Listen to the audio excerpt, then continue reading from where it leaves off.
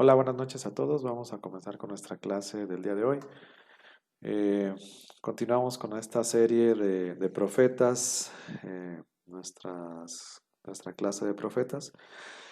Y bueno, pues el día de hoy vamos a continuar con el profeta Jeremías. En la clase anterior vimos ya la primera parte del profeta Jeremías. Y ahora vamos a continuar con la siguiente parte.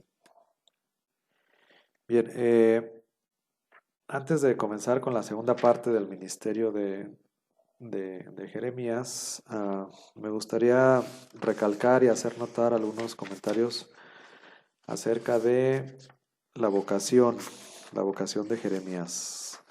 El texto lo vimos la semana pasada, vimos el texto de la vocación, Jeremías capítulo 1, viene luego directamente el relato de la vocación de Jeremías.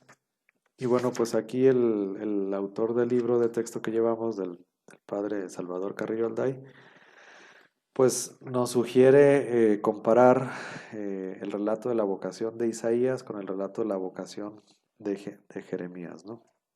En la página 29 de nuestro libro de texto dice: de especial interés es percibir las semejanzas y diferencias que hay entre los relatos de la vocación de Isaías y de Jeremías.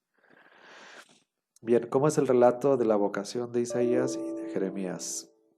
En Isaías, por ejemplo, aquí el autor menciona que hay temor, temor de Dios, no miedo, sino temor de Yahvé, un respeto muy grande acerca de la presencia de Dios, eh, pues sí cae hasta en el temor, ¿no?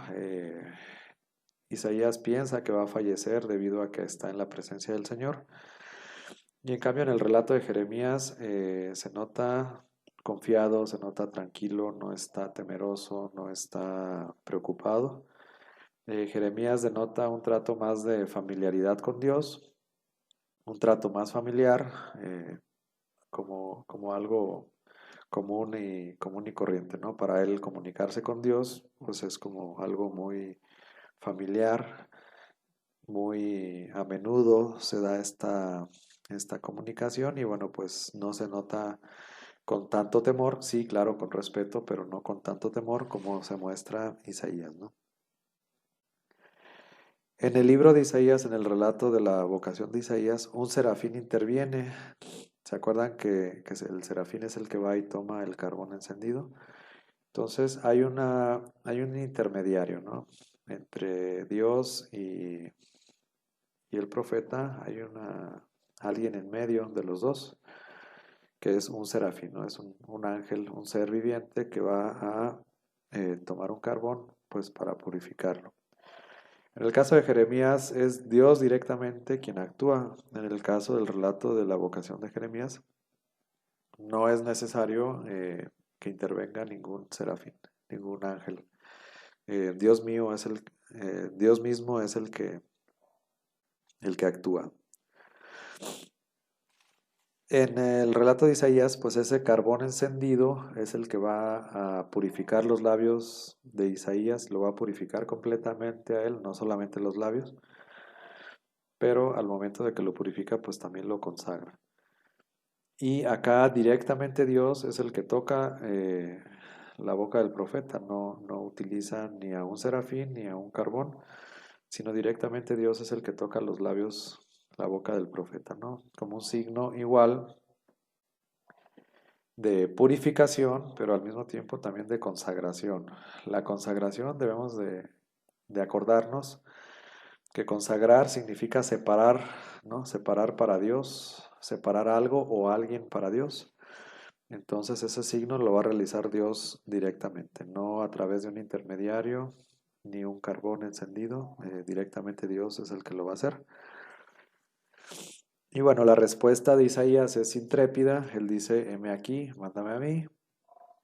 Y Jeremías se nota pues un tanto tímido, ¿no? Sí, familiar con la presencia de Dios, pero sin embargo la respuesta es tímida, ¿no? Dice, no, ¿cómo me vas a mandar a mí si yo apenas soy un muchacho, ¿no? Y Isaías no, Isaías es, heme aquí, ¿no? Después de la purificación, de que él ya sabe, se siente purificado y se siente enviado, pues, ¿a quién voy a enviar? Y Isaías dice, heme aquí, ¿no?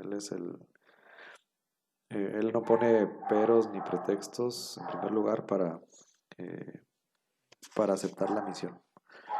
Bueno, quería nada más tomar este comentario de la comparación, pues es muy similar al relato de la vocación, con algunas pequeñas diferencias, ¿verdad? Más familiaridad en el caso de Jeremías, menos temor, menos misterio, menos separación entre Dios y los hombres. Hay una cercanía más familiar del lado de Jeremías, o cuando menos se denota así en el relato de Jeremías.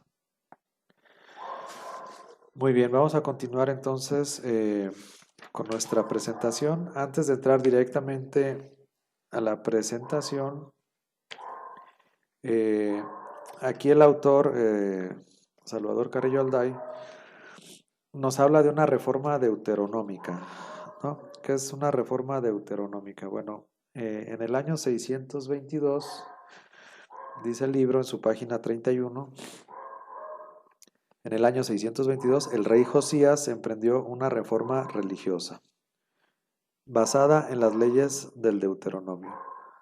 ¿Cuáles son estas leyes del Deuteronomio y por qué se le conoce como reforma deuteronómica?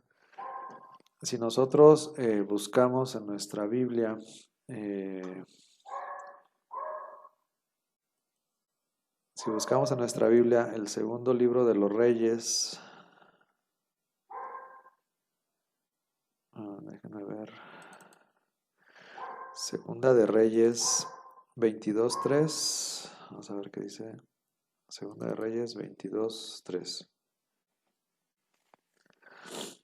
Dice, en el año 18 del rey Josías, envió el rey al secretario Safán, hijo de Azalías, hijo de Mesalum, a la casa de Yahvé, diciendo, sube donde Gilquías, sumo sacerdote, para que funda el dinero llevado a la casa de Yahvé, y que los guardianes del umbral al recogido del pueblo, y que se ponga en manos de los que hacían las obras, los encargados de la casa de Yahvé, y ellos lo den a los que trabajan en la casa para hacer las reparaciones de la casa de Yahvé, a los carpinteros, etcétera, ¿no?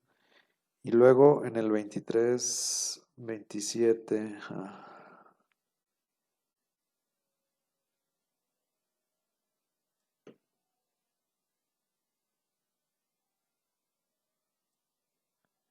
perdón, ahí mismo adelante, eh, que dijimos 22:3.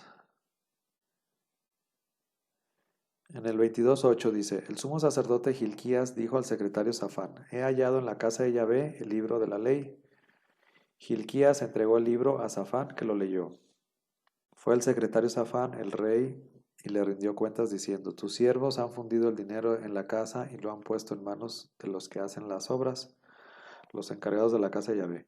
Después el secretario Safán anunció al rey, el sacerdote Gilquías me ha entregado un libro, y Safán lo leyó en presencia del rey. Cuando el rey oyó las palabras del libro de la ley, rasgó sus vestiduras y ordenó el rey al sacerdote Gilquías y a Hicam, hijo de Safán, a Agbor, hijo de Miqueas, el secretario de Safán, y a Asaías, ministro del rey, id a consultar a Yahvé por mí y por su pueblo y por todo Judá acerca de las palabras de este libro que se ha encontrado, porque es grande la cólera de Yahvé que se ha encendido contra nosotros, porque nuestros padres no escucharon las palabras de este libro, haciendo lo que está escrito en él.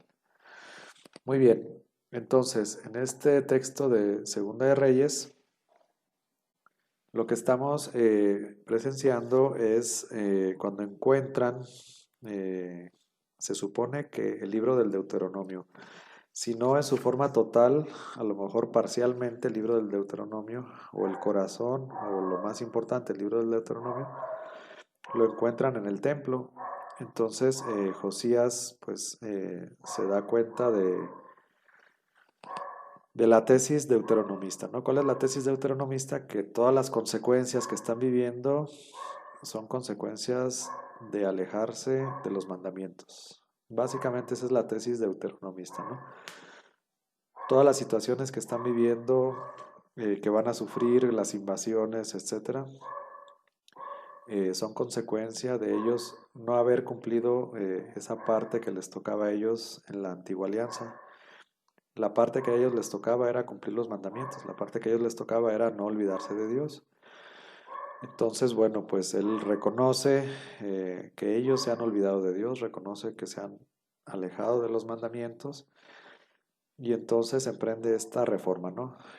Como rey empieza a tratar de reorientar al pueblo hacia la ley otra vez, como volverse otra vez a la ley, ¿no?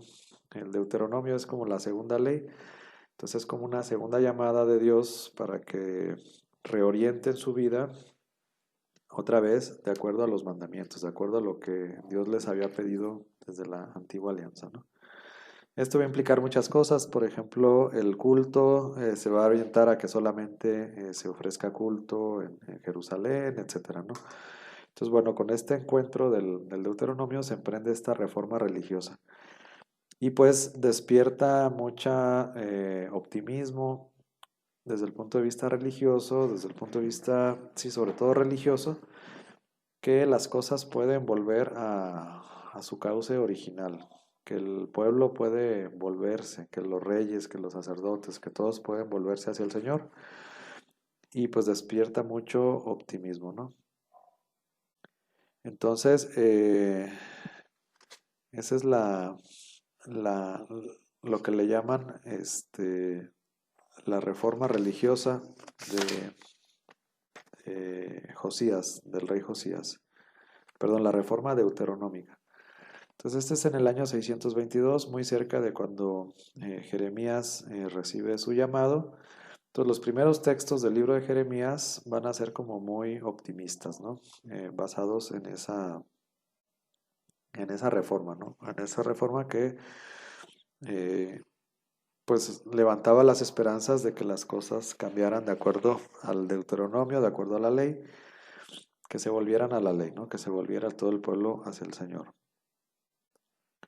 Sin embargo, el rey Josías va a ser muerto pocos años más adelante y bueno, pues esta reforma pues se ve interrumpida y pues ese optimismo pues también, ¿no? Se ve opacado, ¿no? Pero sin embargo, esa es la parte inicial del ministerio de Jeremías, que por eso se ve muy optimista, ¿no?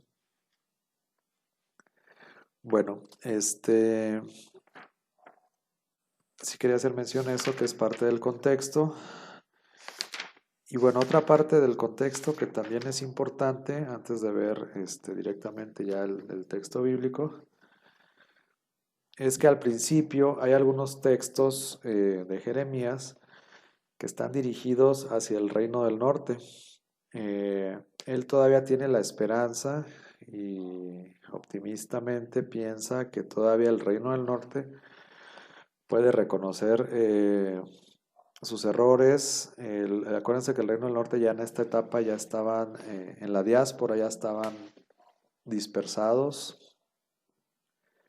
eh, o en el cautiverio o en la dispersión, ¿no? Entonces, algunos textos de Jeremías, de esta primera etapa de Jeremías, están orientados hacia el reino del norte, hacia la cautividad y hacia, pues sí, la diáspora y la cautividad de sus hermanos del reino del norte.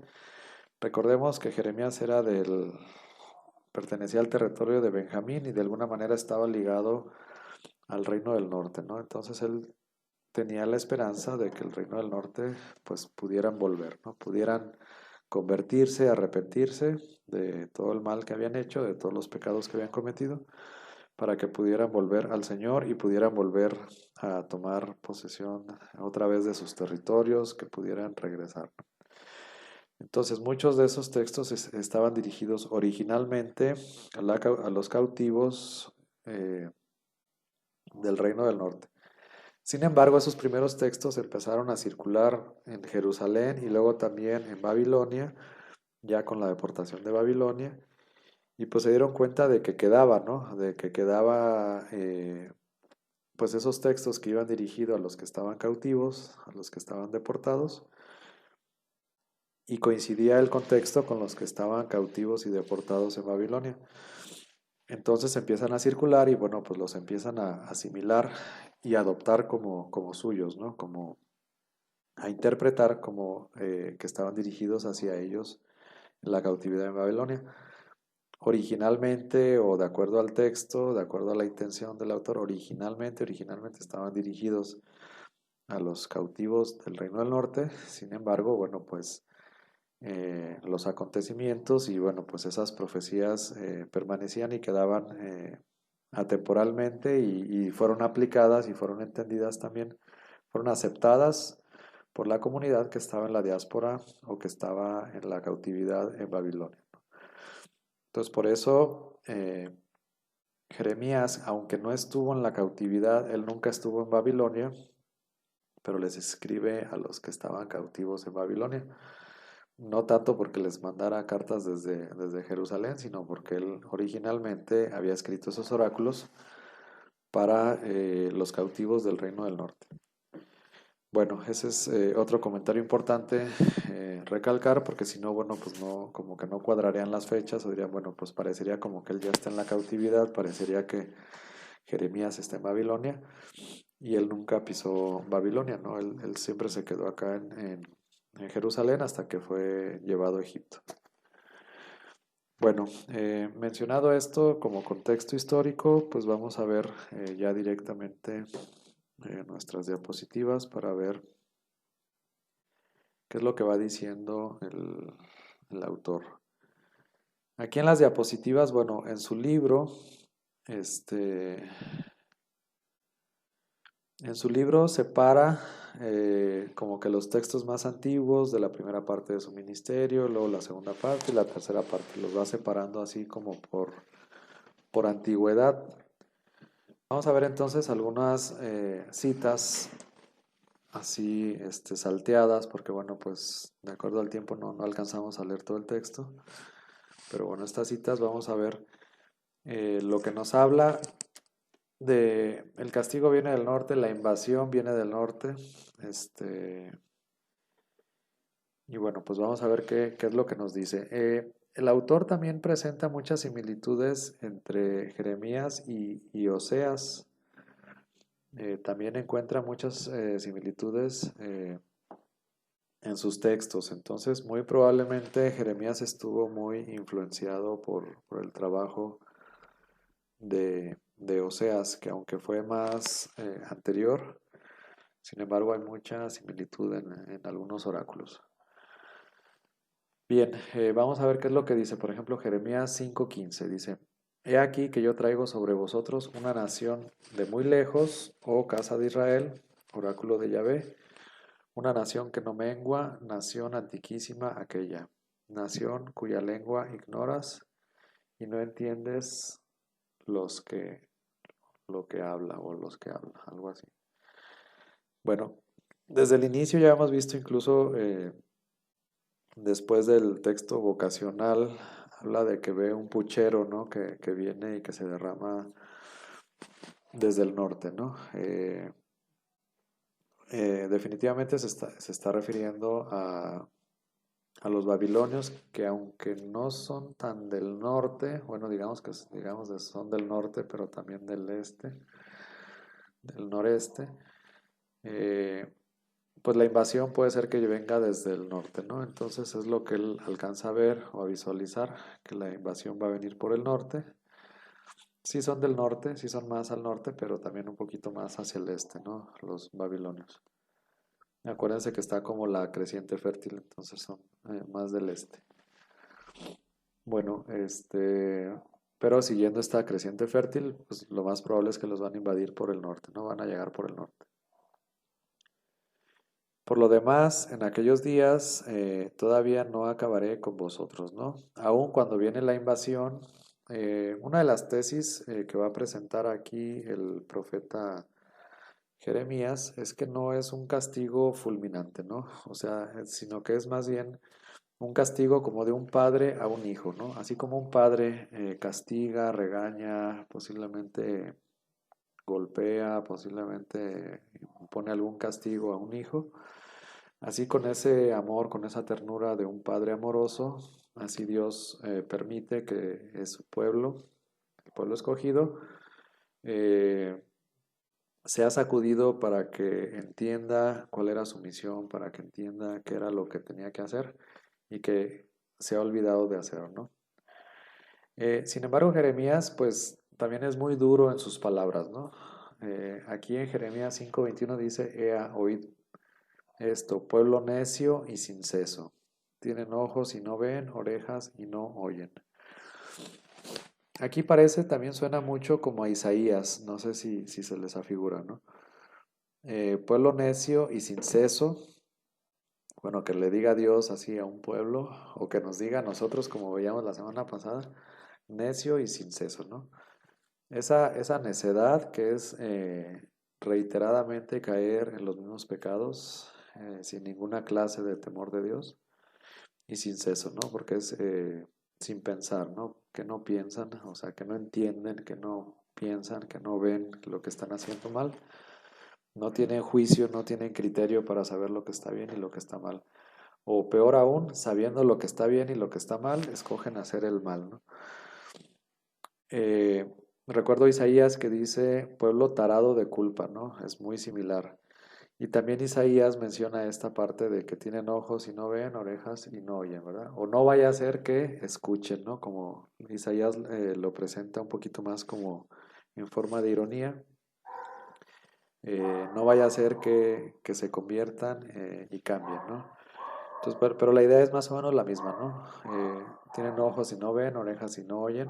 Bueno, pues toda la gente, todas las personas que se niegan a ver al Señor, pues tienen ojos y no ven, orejas y no oyen, ¿no? Toda la gente que se aleja de Dios, pues está así. Es un pueblo necio, es una persona necia y sin seso. Toda la gente que se aleja de Dios normalmente no quiere ver, no quiere escuchar las cosas de Dios y obviamente eso pues tampoco le permite tener un criterio de acuerdo a la voluntad de Dios, ¿no? Porque no ve las cosas, ve las cosas a su conveniencia únicamente, pero no ve las cosas de acuerdo a la voluntad de Dios. O peor aún, que sí ve cuál es la voluntad de Dios, pero no la hace, ¿no? Esa sería también la necedad. Dice en Jeremías 5:23, pero este pueblo tiene un corazón traidor y rebelde. Traicionaron llegando hasta el fin. Se da cuenta el profeta, inspirado por el Espíritu Santo, eh, inspirado por Dios, pues esa necedad que llega hasta la traición, ¿no? A la rebeldía, a la traición, de hacer todo lo opuesto, todo lo que deberían de hacer no lo hacen, sino hacen todo lo contrario, ¿no? Traicionaron llegando hasta el fin. Aquí ya se lo toma personal Dios, esos pecados de rebeldía, de, ay, bueno, este pecado, bueno, sí, de idolatría, etcétera, lo considera ya como una traición, ¿no? Teniendo toda la enseñanza, teniendo toda la revelación, no hacen lo que les toca, sino lo hacen, ve cómo el pueblo lo ha traicionado, ¿no? Siente cómo lo ha traicionado. Así como Oseas veía cómo la mujer lo traicionaba y hacía esa similitud, aquí también este pueblo lo siente como que es el pueblo el que lo ha traicionado. Bien, en Jeremías 6:8 dice, aprende Jerusalén, no sea que se despegue mi alma de ti, no sea que te convierta en desolación, en tierra despoblada. Aquí se dirige ya más directamente a Jerusalén, ¿verdad? Digamos, la capital del Reino del Sur, directamente hacia Jerusalén, dice, no sea que se despegue mi alma de ti, ¿no? Si bien en un tiempo estaba enamorado el Señor de su pueblo Israel y de su capital Jerusalén, donde estaba el templo, donde se le rendía el culto, no sea que se desapegue mi alma de ti, no sea que te convierta en desolación y en tierra despoblada. Entonces aprende Jerusalén de todo lo que ha sucedido a tu alrededor, al reino del norte, a tus alrededores, pues aprende, ¿no? Aprende la lección, no sea que yo me olvide de ti, ¿no? Y decida permitir que tu tierra sea una tierra de desolación, despoblada, ¿no? Aprende, Jerusalén. Así dice Yahvé Sebaot, busca, rebusca, como en una cepa en el resto de Israel. Bien, le sigue hablando a Israel. Aquí tenemos otra vez el tema de la rebusca. ¿Se acuerdan que lo vimos con otro profeta? Me parece que era Miqueas, que hablaba de la rebusca, ¿no? Cómo Dios rebuscaba a ver si había un justo. Y aquí le está hablando a Israel, perdón, a Jerusalén, y le dice que rebusque, ¿no? Como en una cepa en el resto de Israel. Y aparece por fin el concepto, bueno, por fin, del resto de Israel, ¿no? Bueno, directamente, ¿no? Hemos visto cómo todos los profetas, de una manera u otra, mencionaban al resto de Israel, mencionaban como un concepto, ¿no? Como alguien que se iba a salvar. Aquí ya Jeremías lo menciona así, tal cual, directamente, ¿no? En una cepa en el resto de Israel, ¿no? O sea que del resto de Israel puede buscarse quién se va a salvar dentro de ese resto de Israel. Pero hay que buscar y rebuscar a ver quién es el que verdaderamente se va a salvar. Jeremías 6:10. He aquí que su oído es incircunciso y no pueden entender. He aquí que la palabra de Yahvé se les ha vuelto oprobio, no les agrada. Entonces, ahora resulta que no solamente los corazones son incircuncisos, ya habíamos visto al principio o la clase anterior como decía quienes eran incircuncisos del corazón, ¿verdad? Entonces, haciendo referencia a la marca de la carne que llevaban ellos en la circuncisión, pero Jeremías hacía notar que había unos que solamente eran circuncisos de la carne, pero no del corazón, haciendo notar que no se habían convertido al Señor, que su corazón no estaba o no le pertenecía a Yahvé, sino que su corazón estaba, digamos, con el mundo, con el paganismo, con sus propios intereses, y el corazón no le pertenecía a Dios porque ellos no se habían convertido, ¿no? Y entonces aquí dice, he aquí que su oído es incircunciso y no pueden entender. Es decir, que los oídos también son incircuncisos. ¿Qué significa que los oídos son incircuncisos? Pues que los oídos son paganos, ¿no? Que los oídos escuchan otras voces, no están consagrados a Dios, no escuchan la palabra de Dios, no escuchan la voz de Dios. Y por eso no pueden entender. Aquí como que da una explicación. ¿Por qué estos de acá no pueden entender? ¿Por qué estos de acá no pueden ver? Tienen ojos y no ven y orejas y no oyen. Pues aquí da como la clave, ¿no? Porque los oídos son incircuncisos. Es decir, los oídos no están consagrados a Dios, sino que están consagrados al mundo, ¿no? Por eso no entienden las cosas de Dios. Solamente entienden las cosas del mundo. He aquí que la palabra de Yahvé se les ha vuelto oprobio, no les agrada. Y esto la propia experiencia nos lo comprueba, ¿no? Esto aquí de que la palabra de Yahvé se les ha vuelto oprobio y no les agrada, esto es cierto. Cuando uno, y no juzguemos a los demás, podemos juzgar a los demás o también podemos juzgarnos a nosotros mismos en alguna etapa de nuestra vida, en la mejor en la que no nos acercábamos mucho a la palabra, en la que no nos interesaban mucho las cosas de Dios. O incluso actualmente, cuando nosotros caemos en alguna situación de pecado, la palabra de Dios nos molesta, o sea, no entra, no encaja. No sé si les ha pasado, a lo mejor podemos reflexionar nosotros mismos. Una, por ejemplo, actualmente cuando caemos en un pecado grave, en un pecado mortal y no nos hemos confesado aún, las cosas de Dios no nos atraen, no nos suena agradable la palabra de Dios, hasta nos molesta. O sea, no solamente no nos atrae, sino que veamos una cita, que veamos algo de Dios, que veamos a alguien que publica en sus redes sociales cosas de Dios, una cita, una bendición, algo. No solamente no nos atrae, sino que nos rechoca. O apliquémoslo cuando en alguna etapa de nuestra vida que éramos más rebeldes, que estábamos más alejados de Dios, igual. Esa gente que nomás se la pasa en los templos, esa gente, y nos choca, nos chocaba, ¿no? O también, bueno, apliquémoslo a la gente que ahorita actualmente está lejos, lejos de Dios, lejos de las cosas de Dios, lejos de la palabra de Dios, y sobre todo que está en una franca rebeldía, que está en una franca situación de pecado, pues le choca y le rechoca y le repatea cualquier cosa que suene a Dios, cualquier cosa que suene a su palabra, ¿no? Entonces, bueno, pues no es que pues uno como que empieza a asimilar, ya entiendo por qué la gente que está lejos de Dios le choca cuando uno le habla de Dios. Puede ser que a lo mejor alguien eh, sienta ese deseo, esa nostalgia de escuchar la palabra de Dios, pero digamos que en general no solamente no le atrae, no solamente no le gusta ver eso, sino que le molesta, ¿no? Nosotros tenemos, por ejemplo, las redes sociales, pues como en el internet, todo, tenemos todo lo bueno y todo lo malo. Ahí está. Y pues cada quien escoge el contenido que quiere consumir.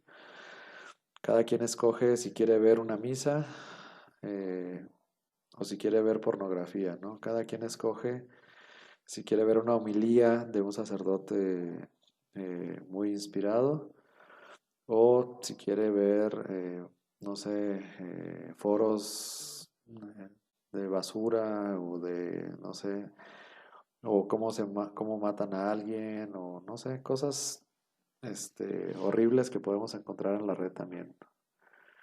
eh, o cuestiones de pederastia o de abuso sexual a niños, etcétera, ¿no? Y cosas que pues a veces hasta ahí están los videos bien explícitos o pues cosas terribles que pasan, ¿no? En nuestra vida, en nuestra sociedad. Entonces uno escoge qué es lo que ve, dependiendo de cómo esté nuestro corazón. Cuando andamos bien, cuando andamos en paz, cuando andamos en gracia de Dios, cuando andamos comulgados, cuando andamos confesados, pues nos atraen las cosas de Dios, o sea, nos atraen videos del Padre Fulanito, nos atraen reflexiones, nos atrae la palabra de Dios en sí misma, la palabra de Dios en sí misma nos atrae. Y al revés, cuando andamos lejos, pues no nos atrae, ¿no? No solamente no nos atrae de que no, voy a ver, cuando andamos enojados, cuando andamos lejos de Dios, no es de que, voy a ver la homilía de tal padre, no, no nos gusta, sino que si alguien la publica, hasta nos repatea y nos choca, ¿no? Bueno, aquí lo que la palabra dice, nuestro propio testimonio lo confirma, ¿no? Bueno, así lo entiendo yo, así lo interpreto yo. Este, hablando de los oídos incircuncisos, ¿no? Aquí les advierte en Jeremías 6:12, les advierte, pasarán sus casas a otros campos y mujeres a la vez, ¿no? Bueno, pues les está advirtiendo la invasión que ya se prevé. Oye, tierra, he aquí que traigo desgracia a este pueblo como fruto de sus pensamientos, porque a mis razones no atendieron, y por lo que respecta a mi ley, la desecharon. Bueno, es muy fácil aplicarla a otro pueblo, al pueblo de Israel, es muy fácil aplicarla a la época histórica del pueblo de Israel, cuando se olvidaron de la ley, pero como decíamos la semana pasada, es muy difícil aplicarla en nosotros mismos, ¿no? A veces nos quejamos de las desgracias que vivimos, pero el Señor aquí nos dice, todo eso es fruto de sus pensamientos, ¿no? Porque a mis razones no atendieron y por lo que respecta a mi ley la desecharon. ¿Qué es lo que sucede en nuestra sociedad? ¿Qué es lo que sucede en nuestra sociedad, en nuestra iglesia? Mucha gente, la gran mayoría, lleva sus vidas olvidándose de Dios y olvidándose de sus mandamientos. Para muchas personas los mandamientos son cosas del pasado, son cosas del oscurantismo, son cosas arcaicas, ¿no? Los mandamientos. Cuando siguen siendo camino de salvación, todo el tiempo son camino de salvación. Que nosotros nos alejemos es otra cosa, pero los mandamientos siempre son camino de salvación. Podemos fallar nosotros, pero Dios no falla. Y el primer camino, el primer paso para poder alcanzar nosotros la salvación es intentar cumplir los mandamientos. Y vemos tristemente cómo en muchas familias no se habla de esto, en muchas familias no se enseña esto, solamente el sentido común, lo que está bien y lo que está mal, a mi parecer, ¿no? A la sociedad, a los juicios actuales socialmente aceptados, políticamente correctos, pero no se habla ya en muchas familias de los mandamientos, no se habla de esto sí está bien, esto no está bien, no se habla de una moral basada en estos mandamientos, ¿no? Simplemente lo que a mi juicio está bien o lo que a mi juicio está mal, lo que a mí me parece bien o lo que a mí me parece mal. Y pues ese juicio va variando, ¿no? Y es voluble. Y más si dejamos de ir a misa, pues más. Y más si dejamos de hacer oración, pues más. Y más si nos olvidamos de nuestras tradiciones religiosas, pues más. Entonces nuestro juicio cada vez más se va alejando más de la voluntad de Dios y es nuestro propio juicio. Entonces ahí el reclamo, y es muy fuerte, ¿no? El reclamo que le hace. Dice, he aquí que traigo desgracia a este pueblo como fruto de sus pensamientos. O sea, todas estas calamidades que vienen es consecuencia de sus pensamientos. Es consecuencia de que no atendieron la voluntad de Dios y por lo que respecta a la ley la desecharon, ¿no? ¿Cuántas personas hay que han desechado la ley, han desechado los mandamientos? Muchísimas personas, incluso buenas personas, ¿no? No estoy diciendo que todas sean malas, pero poco a poco al alejarse de Dios, pues van cambiando sus criterios, ¿no? Muy bien. Preguntas, dudas, comentarios aquí acerca de estas citas que hemos leído. ¿Tienen algún comentario? Pues de esto último, adelante, Martín. No, perdón. Bueno, solo iba a comentar que pues esto último pues es equivalente al relativismo, ¿no? O sea que pareciera que pues nada está mal, nada está bien, todo está mal. Depende del punto de vista que lo vean, ¿no? Entonces era esto, ¿no? Si uno no está preparado, no tiene bases, pues cae en eso, ¿no? Que es una de las enfermedades de este siglo, el El relativismo. relativismo, ¿no? Sí, así es, Víctor. Sí, es cierto. Muy bien. Adelante, Martín.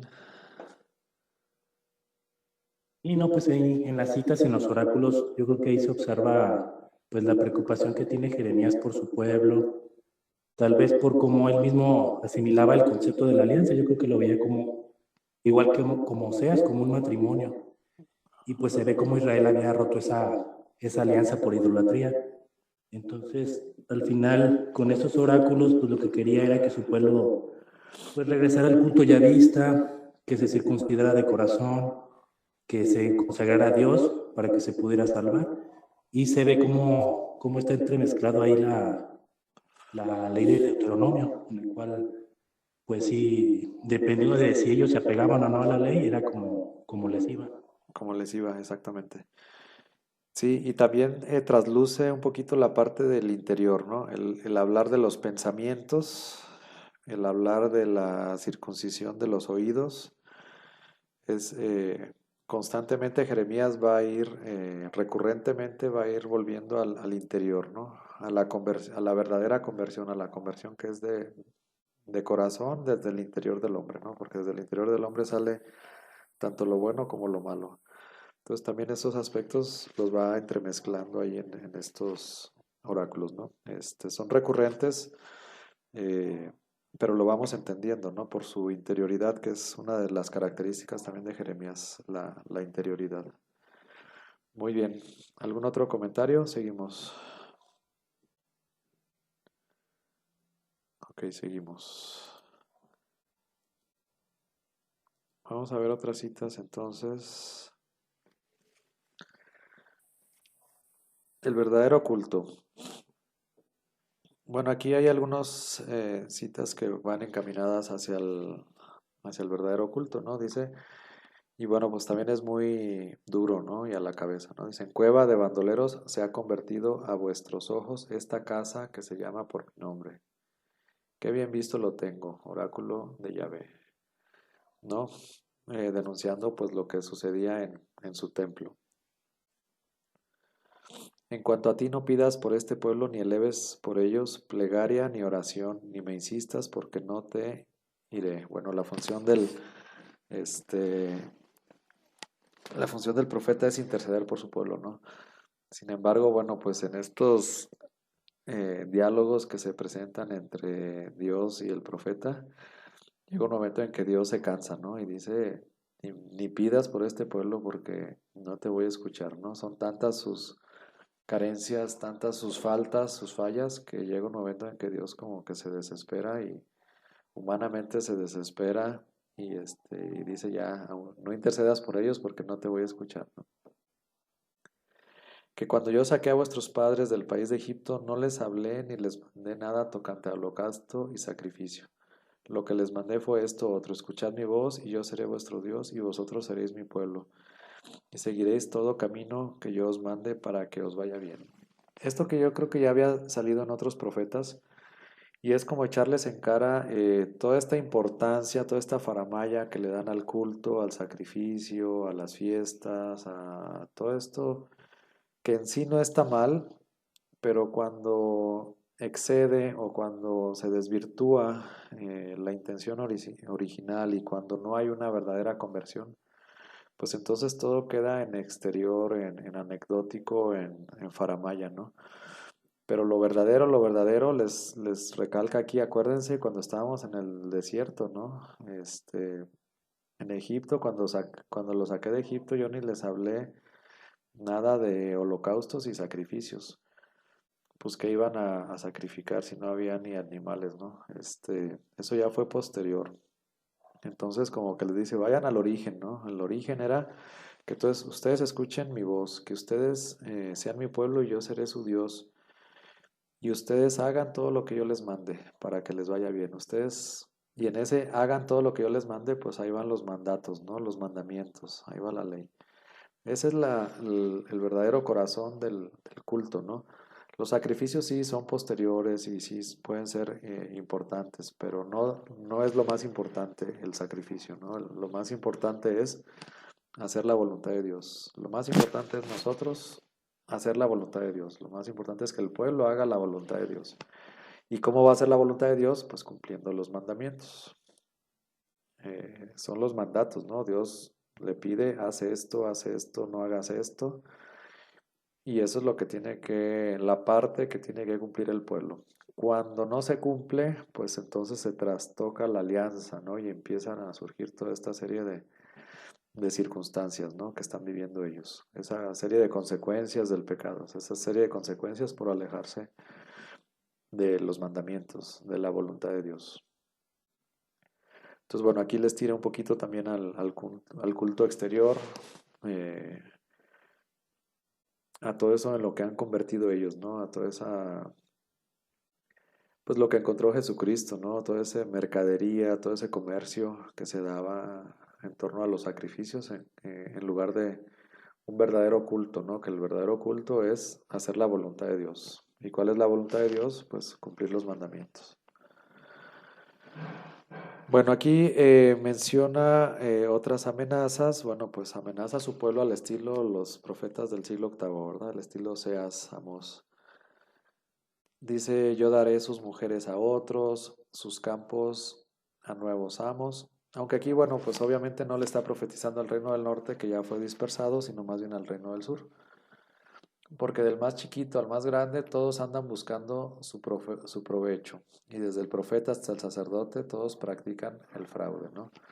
Tómala. Entonces, igual la corrupción generalizada que veía Miqueas, cada quien busca su provecho, ¿no? Desde el más chiquito hasta el más grande. Desde la gente sencilla hasta el rey, hasta el sumo sacerdote, hasta el profeta.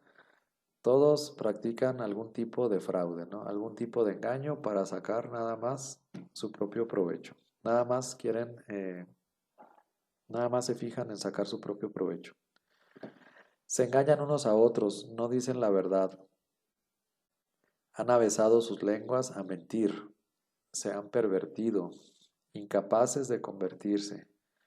Fraude por fraude, engaño por engaño, se niegan a reconocer a Yahvé. Y bueno, pues este es bastante duro esta palabra, ¿no? Dice que todos son mentirosos, todos se engañan unos a otros, ¿no? Han avesado sus lenguas al mentir, se han hecho expertos en decir mentiras. Se han pervertido. ¿Qué significa ser pervertido? Que es incapaz de convertirse, ¿no? Eso significa la palabra pervertido. Que llega un momento en que están tan pervertidos, ¿no? Tan torcidos, que ya no pueden convertirse. O sea, les cuesta mucho trabajo o ya llegan a un punto en donde ya no se van a poder convertir, ¿no? Eso significa pervertido, que ya no son capaces de convertirse. Fraude por fraude, engaño por engaño, se niegan a reconocer a Yahvé, ¿no? Habla de esta corrupción generalizada que hablaba también Miqueas. Me llama la atención esta perversión, ¿no? Sí, el estar pervertido, y lo define como una incapacidad para convertirse. O sea, están tan dañados, están tan pervertidos, están tan torcidos, que ya ni siquiera son capaces de convertirse, de volverse. Yahvé lo ha dicho, es que han abandonado mi ley que yo les propuse, y no han escuchado mi voz ni la han seguido, sino que han ido en pos de la inclinación de sus corazones tercos, en pos de los Baales que sus padres les enseñaron. Aquí está la respuesta de que decíamos de la tesis deuteronomista, ¿verdad? Han abandonado mi ley que yo les propuse y no han escuchado mi voz ni la han seguido. Entonces, se olvidan de Dios, se olvidan de su voz, se olvidan de los mandamientos y entonces siguen la inclinación de sus corazones tercos y en pos de los Baales de sus padres que les enseñaron. Es lo que decíamos en la actualidad, todas estas familias que se olvidan de ir a misa, que se olvidan de hacer oración, que se olvidan de leer la palabra, familias o personas, ¿no? ¿A quién van a escuchar? Pues a sus corazones tercos. ¿Quién los va a guiar en su vida? Sus corazones tercos. ¿Quién les va a decir lo que está bien o lo que está mal? Sus corazones tercos. Y en pos de los Baales que sus padres les enseñaron. La sociedad es la que les va a decir, les va a imponer lo que está bien y lo que está mal. Los medios de comunicación que también están torcidos son los que les van a imponer lo que está bien y lo que está mal. Los gobiernos son los que les van a decir lo que está bien y lo que está mal. La sociedad, las redes sociales son los que les van a decir lo que está bien y lo que está mal. Y eso es lo que va a influir en sus tercos corazones que van a hacer ahora a su Dios. No le van a hacer caso a Dios, sino que le van a hacer caso a sus tercos corazones, ¿no? He aquí que vienen días en que he de visitar a todo circuncidado que solo lo sea en su carne, ¿no? Otra vez el tema de la circuncisión es recurrente, ¿no? El tema de la circuncisión. Y cada que habla de circuncisión estamos hablando de cosas exteriores y el tema de Jeremías es el interior. He aquí que vienen días en que he de visitar a todo circuncidado. Acuérdense que aquí en este caso la visita no es una visita de cortesía, es una visita de pedir cuentas, ¿no? ¿Y a quién le va a pedir cuentas Yahvé? A todo circuncidado que solo lo sea en la carne, ¿no? Va a llamar a todos los israelitas, a todo el pueblo de Israel, que solo sea circuncidado en la carne, que solamente tenga esa marca exterior en la carne, pero que no se haya convertido al Señor. Acuérdense que la circuncisión es una marca exterior de pertenencia. En teoría no solamente es hacer la circuncisión, no solamente es, bueno, que les ayuda para algunas enfermedades, sino la esencia es hacer una marca en la carne de pertenencia a Dios. Entonces, si ellos dicen que pertenecen a Dios únicamente por la operación que recibieron, pues a esos son a los que va a visitar el Señor. Es decir, a eso les va a pedir cuentas. Que solamente son circuncidados en la carne, pero que no se han convertido de corazón, que no se han convertido interiormente a Yahvé. Que lo exterior no refleja lo interior, que la conversión exterior o las marcas en las carnes, o podríamos decir hasta lo que las apariencias exteriormente o la práctica exterior no llega a transformar la conversión interior, ¿no? Tiene que ir de la mano. Las prácticas exteriores tienen que ir de la mano de la conversión interior, de la conversión del corazón, de los deseos más profundos y una transformación del corazón. Más bien al revés, la conversión tiene que ser de lo interior a lo exterior. Bueno, no sé si queda claro más o menos esto de los que son circuncidados solo de la carne o algún comentario acerca de estas otras últimas citas. Pues yo creo que allí como que Jeremías quiere rescatar igual la pureza del culto yavista. Y otra vez ahí menciona como que también es muy repetitivo eso del Deuteronomio. O sea, que tuvieran un solo pueblo, un solo Dios, un solo culto. Y que si cumplen la ley, pues les va a ir bien. Y si no la cumplen, pues les va a ir mal. Pero yo creo que ahí lo que resalta, como usted dijo, de Jeremías es la importancia de lo interior del culto, no tanto lo exterior, o sea, hacer la voluntad de Dios. Sí, gracias. Sí, Martín, me puedes hablar de tú, no hay problema. Bueno.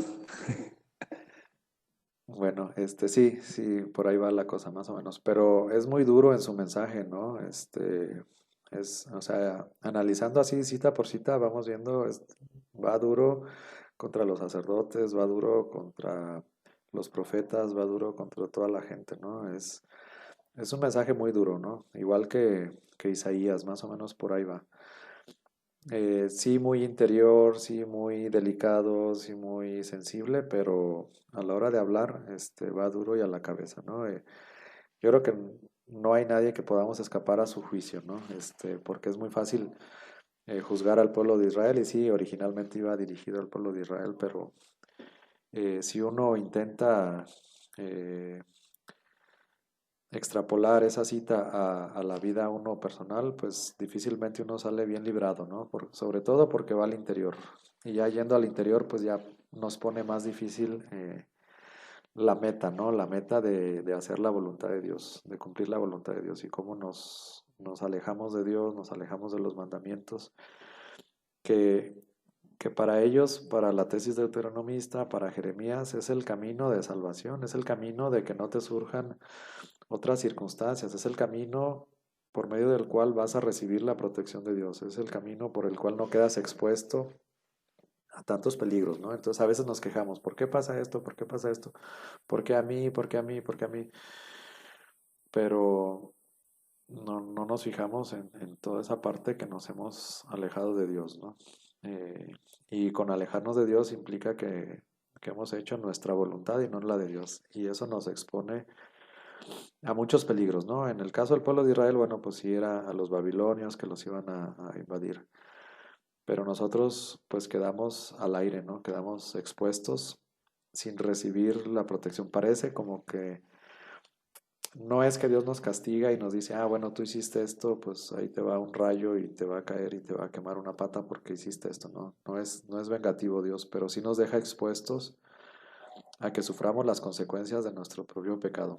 Y ahí sí no mete las manos Dios, dice, ah, bueno, más bien a nosotros nos falta reconocer cuáles son las consecuencias de nuestro propio pecado, cuáles de las dolencias, de las cosas de las que nos quejamos, son consecuencia de nuestro propio pecado, presente o pasado, de nosotros o de alguien más, ¿no? Pero muchas de las cosas que nos quejamos y que nos adolecen y que amargamente que nos quejamos con Dios, es consecuencia de muchas cosas que hemos hecho en nuestro pasado y que no son de acuerdo a la voluntad de Dios y que nosotros deliberadamente cometimos el pecado, porque a final de cuentas el cometer pecado es deliberado, es consciente y conscientemente sabiendo que aún no está bien ante los ojos de Dios, aún así lo hacemos, ¿no? Si no fuera consciente no sería pecado y nosotros y el pueblo de Israel así sabe y de todos modos lo hace. Y nosotros también, cuando cometemos pecado, sabemos que está mal, sabemos que es pecado y de todos modos lo cometemos, ¿no? Entonces, diferenciar o atenernos a nuestras propias consecuencias de nuestro propio pecado, individualmente, familiarmente, como iglesia, como ciudad, como pueblo, tenemos que reconocer las cosas en las que hemos fallado. Muy bien. Si no hay algún otro comentario, vamos a continuar.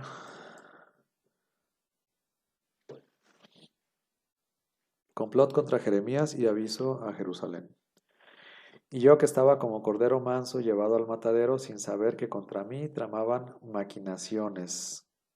Destruyamos el árbol en su vigor, borrémoslo de la tierra de los vivos y su nombre no vuelva a mentarse. Jeremías 11:19. Ese pueblo malo que rehúsa oír mis palabras, que caminan según la terquedad de sus corazones y han ido en pos de otros dioses a servirles y adorarles. Serán como esta faja que no vale para nada. Tus adulterios y tus relinchos, la bajeza de tu prostitución. Sobre los altos por la campiña he visto tus monstruos abominables. Ay de ti, Jerusalén, que no estás pura. ¿Hasta cuándo todavía? ¿No? Nos dice el Señor, fulanito, que no estás puro. ¿Hasta cuándo todavía? ¿Hasta cuándo vas a dejar esa impureza? ¿No? Nos reclama a nosotros y le reclama al pueblo de Israel. Bien, estos pecados, bueno, de idolatría, habla de estos monstruos abominables que son los ídolos, que idolatraban en los altos. Bueno, toda esta idolatría es la que ya hemos venido comentando en otros profetas. Y aquí lo que sucede, bueno, en esa interioridad de Jeremías, pues llega un momento que también él se ve rebasado, se ve cansado, le reclama al Señor.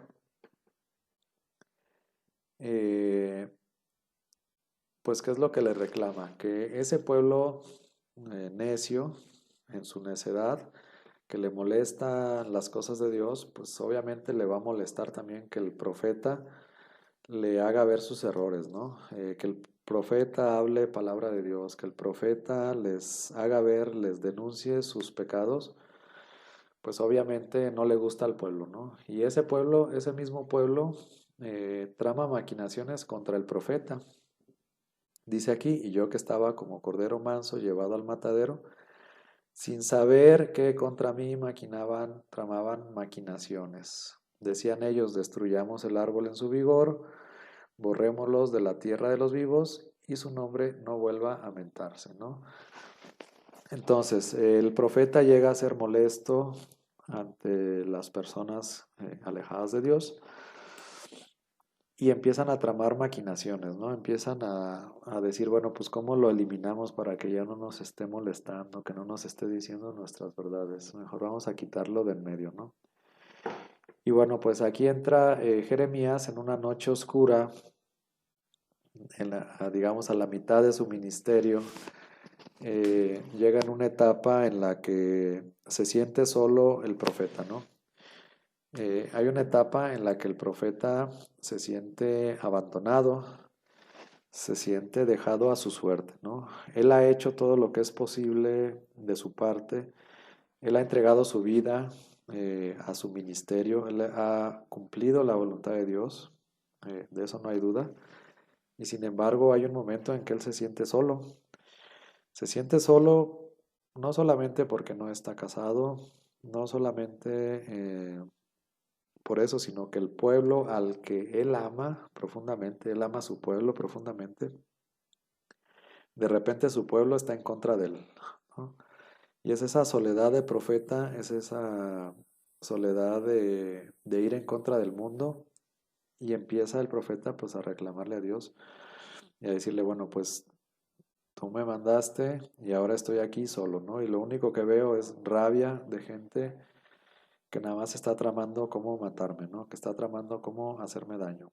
Y eso es lo único que veo, ¿no? Y entonces, bueno, en esa sensibilidad que tiene el profeta, descubre ese lado muy claramente, más que los otros profetas. Seguramente todos los profetas lo vivieron, Jesús lo vivió, esa soledad en la cruz, eh, de ver y de sentir cómo ese pueblo al que él fue enviado, su pueblo que él amaba, que tenía a su madre, sus parientes, ese pueblo se vuelve contra él y lo mata, ¿no? Lo crucifica. Entonces, ¿qué sentimiento habrá tenido Jesús en la cruz? Pues esa misma sentimiento de muerte que vive en el Getsemaní Jesús. Digamos que es muy parecido a lo que vive Jeremías en esta etapa, ¿no? En esta noche oscura de sentirse solo, de sentir un temor de muerte, y no tanto por temer la muerte en sí mismo, sino el sentimiento de sentir cómo los demás se, se cuchichean, planean cómo hacerle daño al profeta, cómo matarlo, ¿no? Y sobre todo que es gente de su mismo pueblo. A lo mejor si fuera gente de los babilonios o de los asirios, pues se entendería, ¿no? Porque digamos que son pueblos enemigos. Pero no son pueblos enemigos, ¿no? Sino que es gente de su mismo pueblo. Y entonces él le reclama a Dios y le dice, bueno, pues ¿dónde estás? No, yo ya no quiero seguir, o sea, de verdad, ¿para qué quieres que yo siga si no me hacen caso, no me escuchan? Al contrario, ¿no? Se ha ganado muchos enemigos. Y bueno, en el capítulo 15 también menciona eso. Eh, dice en el capítulo 15, versículos 10 en adelante, ¿no? Dice, ay de mí, madre mía, porque me diste a luz varón discutido y debatido por todo el país. Ni les debo ni me deben, pero todos me maldicen. 15:11. Di Yahvé, si no te he servido bien. Intercedí ante ti por mis enemigos en el tiempo de su mal y de su apuro. Semella el hierro del norte y el bronce. Tu haber y tus tesoros al pillaje voy a dar gratis, por todos sus pecados en todas tus fronteras. Te haré esclavo de tus enemigos en un país que no conoces. Tú lo sabes, Yahvé, acuérdate de mí, visítame y véngame de mis perseguidores. No dejes que por alargarse tu ira sea yo arrebatado. Sábelo, he soportado por ti el oprobio. Se presentaban tus palabras y yo las devoraba. Era tu palabra para mí un gozo y alegría de corazón, porque se me llamaba por tu nombre Yahvé, Dios Sebaot. Bien, entonces es un resumen, ¿no? De cómo él se alegraba con la palabra, y este debería ser un ejemplo para todos los que estudiamos la Biblia, ¿verdad? Se presentaban tus palabras y yo las devoraba. Era tu palabra para mí un gozo y alegría de corazón, ¿no? A nosotros nos debería dar gozo y alegría la palabra de Dios. Y él estaba enamorado de la palabra de Dios y por eso Dios lo escogió como profeta, ¿no? Sin embargo, pues queda expuesto a los enemigos, queda expuesto al oprobio, a las burlas, a los deseos de matarlo, de hacerle daño, ¿no? Y él pues lo siente, ¿no? No es ajeno, pues es un ser humano y siente toda esos malos deseos, malas intenciones de las demás personas a quienes él quiere servir y sin embargo ellos se vuelven en su contra, ¿no? ¿Qué es lo que le contesta el Señor? Entonces Yahvé dijo así, si te vuelves, porque yo te haga volver, estarás en mi presencia. Y si sacas lo precioso de lo vil, serás como mi boca. Que ellos se vuelvan a ti y no tú a ellos. Híjole, esta palabra es muy enriquecedora y muy aleccionadora, ¿no? También. Entonces, en medio de la situación de la tristeza, de la soledad que está viviendo el profeta, del reclamo de ya no querer seguir, del reclamo de, bueno, ¿para qué quieres que yo les hable si este pueblo es necio, no se convierte, no cambia? En medio de todo eso que él está viviendo, incluso una depresión espiritual, una noche oscura, posiblemente depresión psicológica también, ¿no? Pero en esta caída que tiene el profeta, lo levanta, ¿no? Y dice, si te vuelves porque yo te haga volver. Bueno, vamos a desmenuzar esta parte, ¿no? Si te vuelves porque yo te haga volver. Este tema de volver y pues tiene su explicación y tiene que ver con la conversión, ¿no? Entonces la conversión, el volver también significa convertirse. Y porque yo te haga volver, o sea, no es por ti mismo, sino que yo te voy a hacer volver. Obviamente tú tienes que poner de tu parte para convertirte, pero la conversión también es gracia, ¿no? Si el profeta sigue su ministerio es por gracia de Dios. Claro que él tiene que poner de su parte, pero también otra parte es gracia de Dios que lo hace volver, que lo hace levantarse, que lo hace estar en su presencia, ¿no? Entonces, la conversión es digamos, de dos vías, la parte que le toca al ser humano y la parte que le toca a Dios. Dios siempre nos está llamando y nos invita a esa conversión. Entonces también nos dice a nosotros, si te vuelves, porque yo te haga volver. O sea, no te creas tú muy fuerte que tú dices, ah, sí, yo vuelvo cuando yo quiero, ¿no? O sea, es gracias a que yo te llamo a que tú vuelvas, ¿no? Pero también está la contraparte, que es que tú también quieras levantarte y volver, ¿no? Entonces la conversión, digamos que depende de Dios y depende del ser humano también. Entonces, si te vuelves, o sea, si regresas, si te recuperas de esta rachita, ¿no? Que parecería así como que está rebelde, dice, estarás en mi presencia. Estar en la presencia de Dios no es solamente estar a un lado de Él, sino es estar en gracia, gozar del favor de Dios, etcétera, ¿no? Es poder estar en la presencia de Dios dignamente, ¿no? Y si sacas lo precioso de lo vil, fíjense cómo le da la vuelta. ¿Qué es lo vil? Pues lo que él está viendo, ¿no? La corrupción, el pecado, los deseos de matarlo a él, etcétera. Todo eso que está alrededor de su sociedad. Dice, si tú sacas lo precioso de lo vil, lo bueno de lo malo, si tú logras sacar lo bueno de lo malo, ¿no? A lo mejor encontrar lo bueno en esas personas viles o a lo mejor encontrar la oportunidad de cambiar o dar algo de esperanza en ese lodo, en esa podredumbre, entonces serás como mi boca. ¿Sí? Lo confirma en su ministerio profético y le dice, si tú te levantas, porque yo te hago volver, tú vas a estar en mi presencia y tú vas a volver a ser como mi boca. Es decir, todo lo que tú digas es lo que yo te voy a decir. Y luego termina con esta frase, ¿no? Que ellos se vuelvan a ti y no tú a ellos. Era la tentación quizás del profeta, decir, bueno, pues si todos son malos, pues yo también me hago como ellos, ¿no? No hay nada que salvarse aquí, mejor ya yo me nado de muertito, me adapto a ellos y ya, no se van a molestar, ¿no? Dice, que ellos se vuelvan a ti, ¿no? Que ellos se conviertan a tu ejemplo que tú estás dando, ¿no? Que tú seas un ejemplo para ellos y que ellos se conviertan a ti, que ellos se hagan como tú y no que tú te hagas como ellos, ¿no? Es muy interesante aquí cómo le da la vuelta Dios y en su palabra, bueno, pues lo invita, lo anima a regresar al camino, a regresar al servicio, le da fuerzas de que Él va a estar junto a Él, que Él le va a dar su palabra y lo confirma y lo lanza nuevamente, ¿no? Que ellos se vuelvan a ti y no tú a ellos. Ok, ellos son malos, ellos están pervertidos, son pecadores, quieren matarte, sí, pero que ellos se vuelvan a ti y no tú a ellos, ¿no? Es como si Jesús dijera, no, pues todos son malos y yo mejor me bajo de la cruz. Pues no, que ellos se vuelvan a ti, que tú seas un ejemplo para ellos, que dentro de lo malo saques lo bueno, dentro de toda la sociedad, dentro de toda la perversión que nosotros podemos encontrar en nuestra sociedad, que tú seas una luz en medio de esa oscuridad, que ellos vean ese ejemplo, podrán seguirlo o no podrán seguirlo, pero que ellos sean los que se conviertan a ti y no que tú te conviertas al ejemplo de ellos.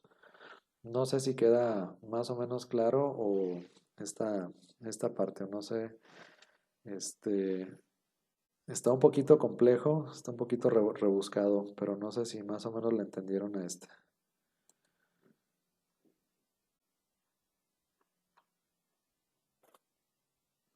Bueno, si no, seguimos. Ok, claro, gracias.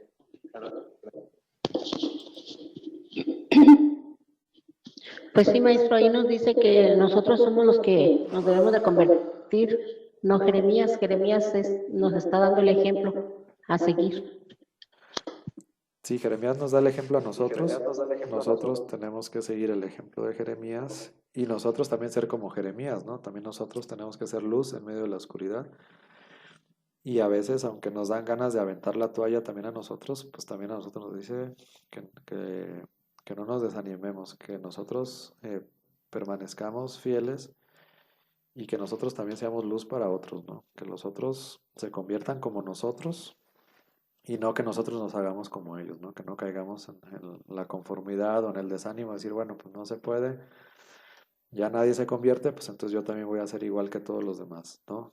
Al revés, que nosotros permanezcamos fieles para que nosotros de alguna manera seamos ejemplo para los demás. Bien, tenemos aquí la cita donde Jeremías es soltero. En Jeremías, fíjense, sí le pide explícitamente, no es circunstancial, no es que ya se quedó solterón, no es que no encontró con quién casarse o que estaba muy feo, no. Bueno, no sabemos si estaba feo o no estaba feo, pero lo que sí sabemos es lo que dice la palabra, ¿no? Dice, la palabra de Yahvé me fue dirigida en estos términos. No tomes mujer, ni tengas hijos ni hijas en este lugar. Ahí está la orden, ¿no? Está el mandato que le da a Jeremías. No tomes mujer, ni tengas hijos ni hijas en este lugar. Más adelante dice, de muertes miserables morirán sin que sean plañidos ni sepultados. Se volverán estiércol sobre las del suelo. Con espada y hambre serán acabados y serán sus cadáveres pasto para las aves del cielo y las bestias de la tierra. Bueno, parece que veo un futuro tan terrible, ¿no? Una invasión, deportación, muerte, o sea, veo un futuro tan incierto, tan temible, tan terrible, que mejor le dice Dios a Jeremías, mejor no te cases, ¿no? No tiene caso que te cases, que tengas hijos, cuando lo que viene es terrible, ¿no? Entonces es como una, no sé, como una advertencia, pero también de alguna manera lo compromete más para que se enfoque más en su ministerio, ¿no? Podríamos decirlo o aplicarlo también a nuestros sacerdotes católicos. Eh, Podría aplicar, ¿no? Algunos hermanos protestantes dicen, no, pero es que no viene en la Biblia eso del celibato. Bueno, tenemos pues muchos ejemplos y muchas citas bíblicas que le dan fundamento al celibato sacerdotal, ¿no? Esta podría ser una, ¿no? Como si Dios le dice a Jeremías, no te cases. No tenemos en la Biblia que le haya dicho a Jesús, pero suponemos que en esa oración, en ese fuero interior, eh, algo similar, ¿no? No es que a Jesús no le gustaban las mujeres o no es que no podía tener una, pero eh, en esa voluntad de Dios, en ese Jesús hacer 100% la voluntad de Dios, Jesús no se casa, ¿verdad? Y bueno, tenemos el ejemplo de Jesús, tenemos el ejemplo de Jeremías, tenemos el ejemplo de San Pablo, digamos, estos hombres de Dios que están tan consagrados a Dios, tan dedicados, tan separados a su ministerio, que, que Dios les pide, o ellos sienten que Dios les pide, que no se casen, pues para que puedan permanecer 100% íntegros a su ministerio, ¿no? ¿Cómo habría sido el ministerio de Jeremías si tenía niños? Pues andaría más preocupado por los niños, de cómo cuidarlos, de darles de comer, ¿no? Que andar profetizando en nombre de Dios. Seguramente andaría más preocupado por su esposa y por sus hijos que, que por llevar el mensaje, ¿no? Sería natural, sería normal. Sin embargo, aquí Dios le pide directamente, no tomes mujer, ni tengas hijos, ni hijas en este lugar. Pues ni en este lugar ni en otro, ¿no? Pues ahí se va a quedar. Pero bueno, no es simplemente que se quedó soltero, sino que se quedó soltero en función de que él, en su sensibilidad y en su revelación, él detecta que Dios le pide que no se case, ¿no? La aparente explicación es que vienen días terribles, ¿no? Eso es lo que aparentemente es la explicación. Y bueno, pues lo que está detrás de es para que él pueda dedicarse de lleno a su ministerio profético, ¿no? 100% consagrado a su ministerio profético. Bien, tenemos otra cita también que es común, que es básica de Jeremías, más bien que es famosa, ¿no? Maldito el hombre que confía en el hombre. Dice en 17:5, así dice Yahvé, maldito sea aquel que fía en hombre y hace de la carne su apoyo, y de Yahvé se aparta su corazón. Pero luego dice más adelante, bendito sea aquel que se fía en Yahvé, pues no defraudará Yahvé su confianza. Es como un árbol plantado a las orillas del agua y que la orilla de la corriente echa sus raíces. No temerá cuando viene el calor y estará su follaje frondoso. En año de sequía no se inquieta ni se retrae de dar fruto. Bien, la frase más famosa de esta cita es, maldito el hombre que confía en el hombre, ¿no? Maldito sea aquel que fía en hombre y hace de la carne su apoyo. El problema de confiar en el hombre, bueno, ahí podemos sacar pues varias conclusiones, ¿no? Una, pues sí, hay que confiar en las personas, pero no tanto como en Dios, ¿no? Lo más importante no es tanto de que si confío en una persona o no confío en una persona, pues yo creo que hasta cierto punto todos tenemos que confiar en alguien, ¿no? Yo imagino que un esposo debe confiar en su esposa debe confiar en su esposo, los papás deben de confiar en los hijos, o sea, no está mal el confiar en una persona. Lo que está mal es poner toda la confianza en esa persona y de Yahvé apartar el corazón. Eso es lo que está mal. Porque se ha malinterpretado esto de que digas, es que nunca debes de confiar en nadie, en ninguna persona.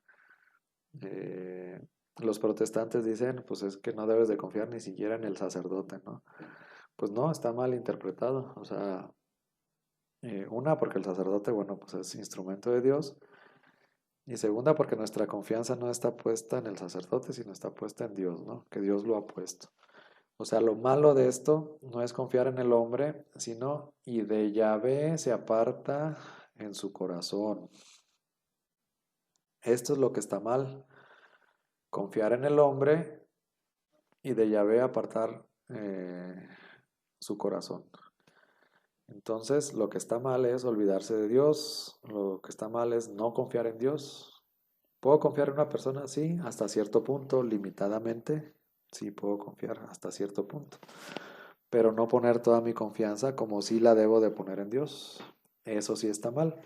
Si en lugar de poner mi confianza en Dios la pongo en una persona, pues ahí sí estoy haciendo mal, ¿no? Es una especie de idolatría, ¿no? Si mi confianza la pongo en otra persona, aunque sea un sacerdote, si mi confianza la pongo en otra persona y no la pongo en Dios, digamos que estoy reemplazando el lugar de Dios por otra persona, ¿no? Y en cambio, bueno, aquí viene ya como se parece al Salmo 1, bendito sea aquel que fía en Yahvé, pues no defraudará Yahvé su confianza, ¿no? Bendito es el que pone su confianza en Dios, que es como un árbol plantado a las orillas del agua, que a la orilla de la corriente echa sus raíces, no temerá cuando viene, etcétera, ¿no? Ese es quien pone su confianza en Dios. Y quien no pone su confianza en Dios, pues no es como un árbol a la orilla de la corriente, ¿no? Como quien construye su casa sobre la arena, ¿no? O sobre la roca, como dice el Evangelio. Bueno, esta cita es importante, pero aquí lo más importante es la segunda parte.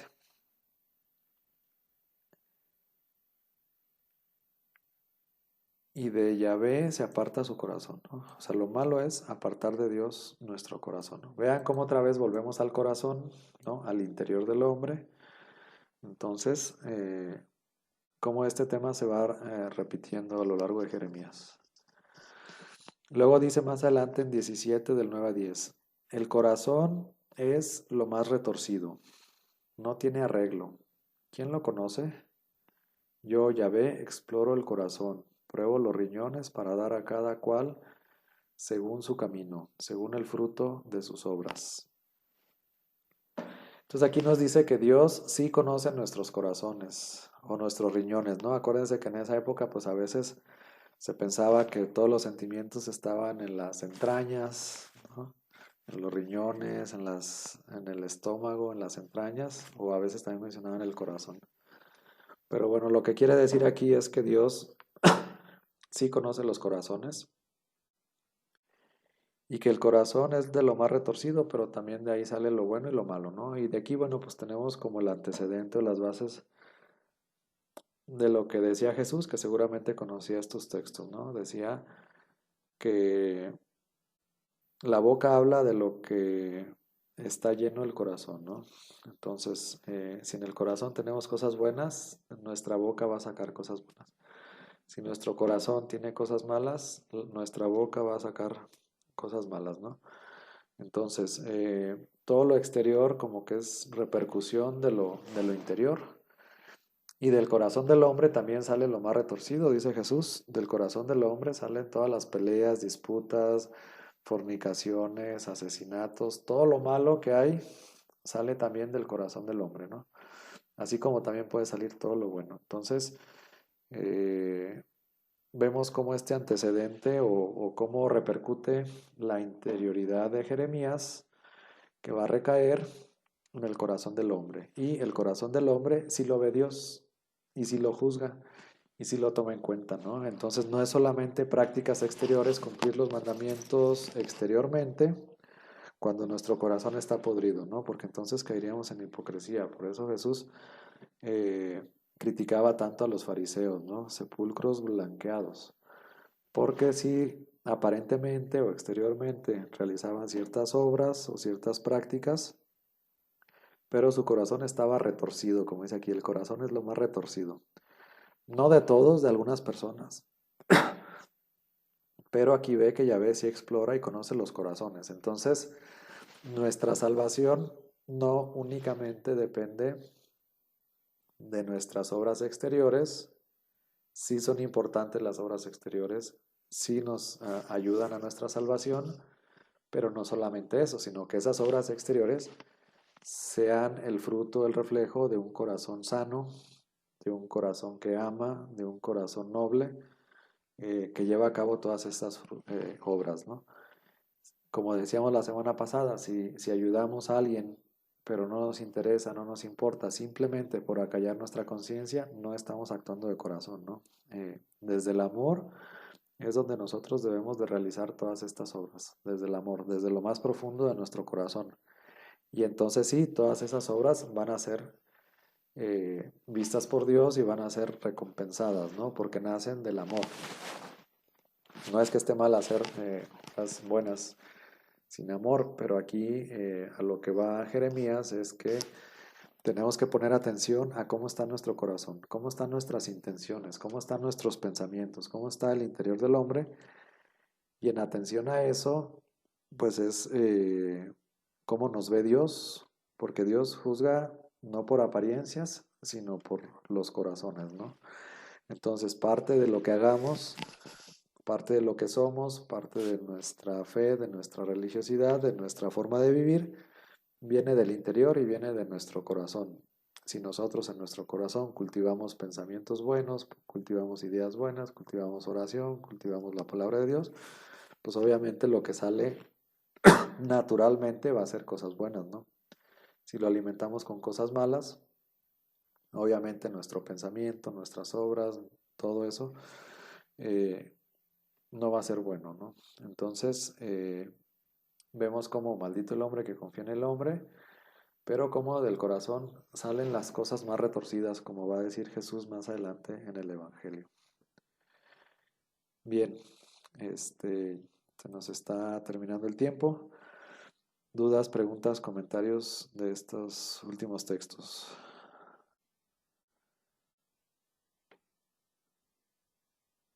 ¿Algo que les llame la atención? Yo le quiero hacer una pregunta. Sí, a ver. Bueno, es más bien como su opinión. Regresando un poquito a eso de la etapa oscura de Jeremías, que al final de cuentas tuvo como una crisis de fe. Ahí se podría ser correcto compararlo con el Salmo de Cristo en la cruz, cuando dijo, Dios mío, ¿por qué me has abandonado?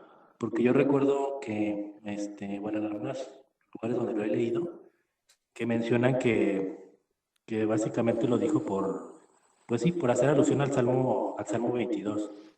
O si realmente más bien podría decirse, no sé si sea correcto decir eso, que Cristo en su parte humana experimentó en ese vaciamiento que tuvo como humano, la, la ausencia de Dios.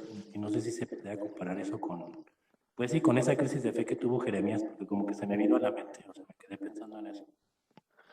Sí, yo creo que esa crisis pues es lo que los místicos llaman como la noche oscura, ¿no? Lo que San Juan de la Cruz mencionaba como la noche oscura. Yo creo que todas las personas que se dedican de lleno a seguir al Señor tienen este periodo de oscuridad, ¿no? Eh, por ejemplo, la Madre Teresa de Calcuta duró en su noche oscura como 40 años más o menos, duró su noche oscura, en donde, bueno, ellos perciben, estoy hablando de místicos ya muy elevados, ¿no? Como San Juan de la Cruz, como la Madre Teresa de Calcuta, me parece eh, también Santa Teresa de Ávila, hablan de esta noche oscura, ¿no? Y yo creo que es como los jesuitas hablan como una desolación, como una especie de desolación, pero muy profunda, ¿no? Como una depresión espiritual, como una tristeza muy grande, ¿no? De sentir que Dios está como lejos. Y yo creo que no solamente Jeremías, sino cualquier persona que se acerca a Dios puede llegar a sufrir esta noche oscura, ¿no? Entre más se acerca uno a Dios, puede llegar a tender a sufrir este tipo de desolación. Una tristeza como de como de muerte, una tristeza como de sentir que Dios no nos escucha, como de sentir que Dios está lejos, ¿no? Como de sentir que es en vano todo lo que hacemos. Y sin embargo, pues la Madre Teresa de Calcuta siguió haciendo su ministerio. Esos 40 años de oscuridad que ella tuvo ese periodo, de acuerdo a su guía espiritual, a sus confesores y todo, pues ella no sentía no experimentaba la presencia de Dios y sin embargo, bueno, no la experimentaba tan palpable, tan cerca como a lo mejor la había experimentado en otra época. Y sin embargo, lo valioso es que nunca dejó su ministerio, ni sus obras, ni su actividad, ¿no? A pesar de vivir en esa noche oscura, ella continuó haciendo todas las obras como las venía haciendo. Entonces, sí, esa noche oscura la pueden vivir todos los místicos, cualquier místico la han vivido, hay muchos que han escrito de esa noche oscura. Aquí llama la atención Jeremías porque se desnuda, ¿no? Y habla de esa tristeza, de esa soledad, de sentirse burlado, atacado por los demás, por la gente de su mismo pueblo, de su misma religión. Es por quien más le duele, ¿no? Le duele eso. Y se siente solo y desesperado, ¿no? Y como que no tiene caso su ministerio, como incluso el profeta Elías, ¿no? Que ya no quiere comer y le dice a Dios, pues ya yo hasta aquí ya llegué, ¿no? Entonces, es común en la mayoría de los místicos, de las personas cercanas a Dios. Jesús, en su parte humana, no va a ser la excepción, ¿no? En su parte humana sí puede decir, bueno, él ve lo que se avecina en la pasión y dice, si se puede, aparta de mí este cáliz, pero que no se haga mi voluntad sino la tuya, ¿no? Humanamente él quisiera eh, no vivir ese proceso de cáliz, pero él sabe la responsabilidad, él sabe que él tiene que cumplir la voluntad y no se está echando para atrás. O sea, en ningún momento está pensando renunciar a hacer la voluntad de Dios. Él vino a hacer eso, a la voluntad de Dios, y ni siquiera por su mente está pasando no hacerla, ¿no? Pero humanamente, pues sí siente ese miedito, ¿no? Humanamente a ser muerto, golpeado, crucificado, azotado, así como fue, ¿no? Humanamente.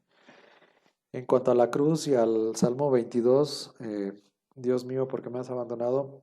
Parece ser, y sí, bueno, sí, la explicación es esa, ¿no? Cuando nos quedamos únicamente con la frase, Dios mío, ¿por qué me has abandonado? Que Jesús dice en la cruz, pensaríamos que estamos hablando de ese reclamo, de pues sí, como una rebeldía, como un reclamo a Dios Padre de como si, mira, pues mira cómo estoy, ¿por qué me abandonaste, no? Como si lo hubiera dejado a su suerte. Eh, Sin embargo, bueno, los que estudian sugieren que esa frase, Dios mío, ¿por qué me has abandonado? No únicamente, si nos quedamos con esa frase, suena a reclamo. Pero si leemos todo el Salmo 22, ya no suena tanto a reclamo. A ver, vamos a ver si lo podemos ver. Eh,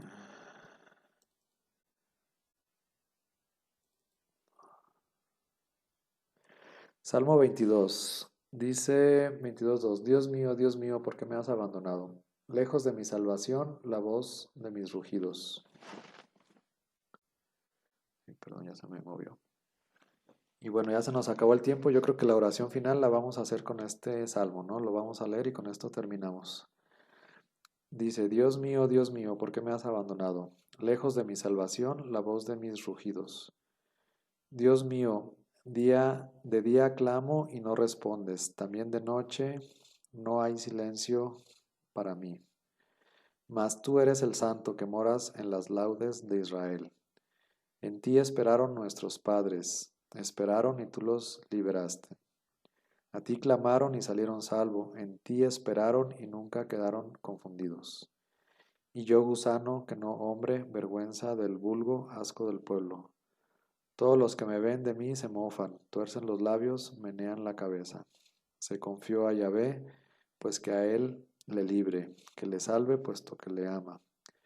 Si tú del vientre me sacaste, me diste confianza de los pechos de mi madre, a ti fui entregado cuando salí del seno. Desde el vientre de mi madre eres tú mi Dios. No andes lejos de mí, que la angustia está cerca, no hay para mí socorro. Novillos innumerables me rodean, acósanme los toros de Basán. Ávidos abren contra mí sus fauces, leones que desgarran y rugen. Como el agua me derramo, todos mis huesos se dislocan, mi corazón se vuelve como cera, se me derrite entre mis entrañas. Está seco mi paladar como una teja, y mi lengua pegada a mi garganta. Tú me sumes en el polvo de la muerte. Perros innumerables me rodean, una banda de malvados me acorrala, como para prender mis manos y mis pies. Puedo contar todos mis huesos, ellos me observan y me miran. Repártense entre sí mis vestiduras y se sortean mi túnica. Mas tú, Yahvé, no te estés lejos. Corre en mi ayuda, oh fuerza mía. Libra mi alma de la espada, mi única de las garras del perro. Sálvame de las fauces del león y mi pobre ser de los cuernos de los búfalos. Anunciaré tu nombre a mis hermanos, en medio de la asamblea te alabaré. Los que a Yahvé teméis, dadle alabanza, raza toda de Jacob. Glorificadle, temedle, raza toda de Israel. Porque no ha despreciado ni ha desdeñado la miseria del mísero. No le ocultó su rostro, mas cuando le invocaba, le escuchó. De ti viene mi alabanza en la gran asamblea. Mis votos cumpliré ante los que le temen. Los pobres comerán, quedarán hartos. Los que buscan a Yahvé le alabarán. Viva por siempre vuestro corazón. Le recordarán y volverán a Yahvé todos los confines de la tierra. Ante él se postrarán todas las familias de la gente. Que es de Yahvé el imperio del Señor de las naciones. Ante él solo se postrarán todos los poderosos de la tierra, ante él se doblarán cuantos bajan al polvo. Y para él y para aquel que ya no viva, le servirá su descendencia. Ella hablará del Señor a la edad venidera. Contará su justicia al pueblo por nacer. Esto hizo él. Muy bien, entonces aquí el salmo completo, pues ya nos da todo el panorama completo, ¿no? Si nos quedamos nada más con la frase, Dios mío, ¿por qué me has abandonado? Y todo eso de que los huesos y cómo lo acechan y todo, pues nos quedaríamos con la parte negativa. Sin embargo, pues más adelante le da gracias a Dios, lo exalta, lo alaba. Y lo que dicen los comentaristas es que no solamente dice esa frase Jesús, Dios mío, ¿por qué me has abandonado? Sino que en esa frase está recitando todo el salmo, ¿no? Entonces se une a la oración del salmista y en esa oración del salmista, si vemos la parte final, pues ya no es tan negativa, ¿no? Sí, la parte humana de que se siente solo, se siente abandonado, pero eso es parte de hacer la voluntad de Dios y al final de cuentas todos alabarán a Dios y al final de cuentas Dios es quien lo va a rescatar, ¿no? Entonces su confianza está puesta en Dios yo no creo personalmente que en ningún momento Jesús haya dudado de que Dios lo haya dejado a su suerte, ¿no? Eh, pero ese es mi punto de vista personal. Sí creo que humanamente pudo haber sentido ese miedo, humanamente pudo haber sentido, pues, no sé, esa sensación de soledad, de que todos lo atacan. Humanamente pudo haber sentido todo lo que ustedes quieran, pero yo no creo que él haya pensado que Dios lo hubiera abandonado, ¿no? Yo pienso que él estaba simplemente cumpliendo la voluntad de Dios y que así tenía que ser. Y él entregó su vida por cada uno de nosotros, pero con alegría, ¿no? Porque incluso hasta él pues pide e intercede por sus verdugos, ¿no? Es algo increíble que cuando lo están azotando, él, Dios mío, perdónalos porque no saben lo que hacen, ¿no? Entonces, aún en su agonía, en su muerte, en su martirio, él está pidiendo perdón o que interceda a Dios por sus propios verdugos. Entonces, humanamente sí puede ser, o humanamente, pues sí, a todos cuando nos sucede algo, pues se nos doblan las piernas, ¿no? Humanamente sí. Y Jesús en sus dos naturalezas, en su naturaleza humana y en su naturaleza divina, bueno, pues en su naturaleza humana puede ser que sí hubiera sentido cierto temor, sin embargo, no creo que se hubiera sentido totalmente abandonado.